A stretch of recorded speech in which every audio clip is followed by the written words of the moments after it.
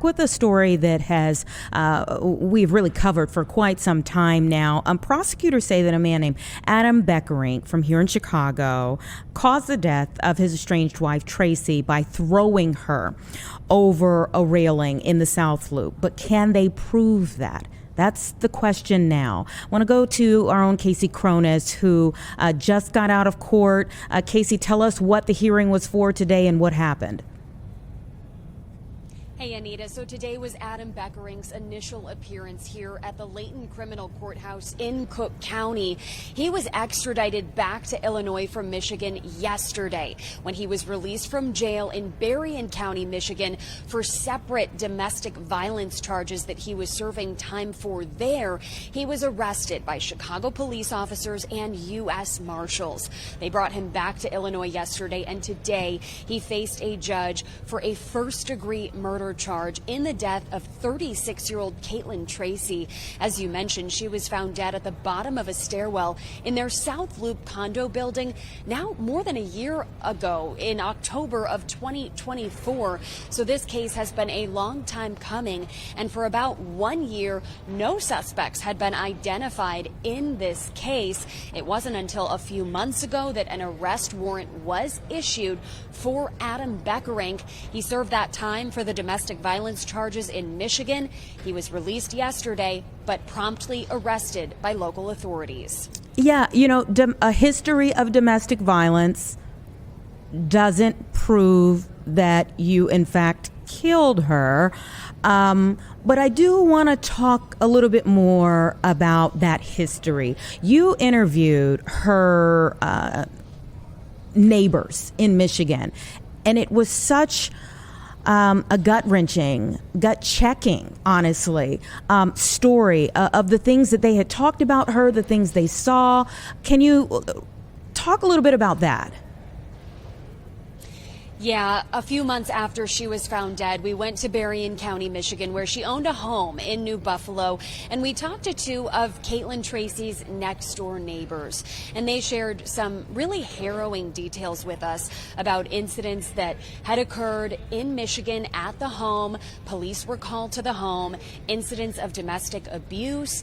At one point, the neighbors recounted that Tracey shared with them that Adam Beckerink had allegedly strangled her, and she called 911, but he ended the phone call. 911 operators tried calling back. Police ended up responding to the home, and that is where, you know, a lot of these charges stem from, that he was facing time for and served time for now in Michigan. But those neighbors share that, you know, Caitlin Tracey, she was such a bubbly young woman, but they noticed a change in her when she began dating and then soon after married Beckerink. Now, in court today, the hearing was actually extended or continued until Friday. Adam's defense attorney said they need more time to review hundreds of pages of documents filed by prosecutors. That includes some witness transcriptions and some other police reports. So the hearing has been continued until Friday. That's when this will be revisited.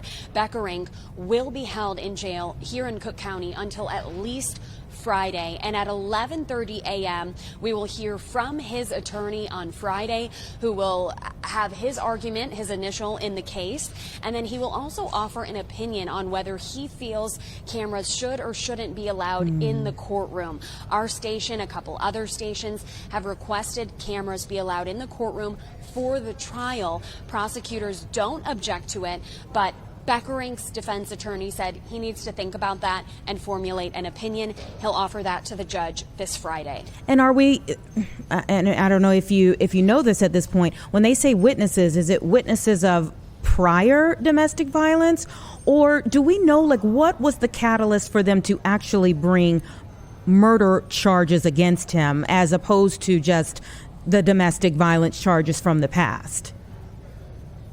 You know, all of those details will hopefully be details that we will soon learn in court, but investigators have kept the details and the evidence in this case very close to the vest. Again, we went over a year, or about a year to the date, that no one had been pinpointed as the suspect in this case.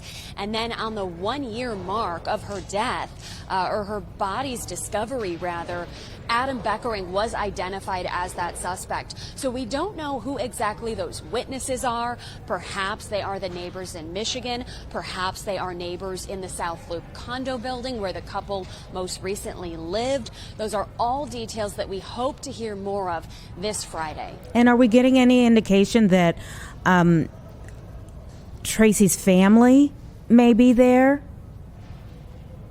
So Tracey's family has been at every single hearing, including today, her parents and some other family members and supporters. They did not speak on camera today, and they likely will be called in this trial as they begin to call witnesses in the case. So they were not, they did not offer comment today, but their family spokesperson did, who shared that this is one step closer to justice for the family. Yeah, just as we're talking, we just got in a statement from the family here, saying our family is deeply thankful to the Cook County State's Attorney Eileen O'Neill Burke and her team, as well as the Chicago Police Department's Violent Crimes Division. The CPD has worked long and hard to investigate this case. Although the defendant's criminal convictions and sentence in Michigan bring some measure of justice for Caitlin, this man must now be held accountable for his actions in the days and months that led to this moment. The state's charge that he murdered our beautiful daughter. We hope that justice will prevail and we can finally lay our dear Caitlin to rest. You know, that actually makes me think back to the beginning of this case. Casey, I remember he actually tried to prevent the family from having her body to bury her.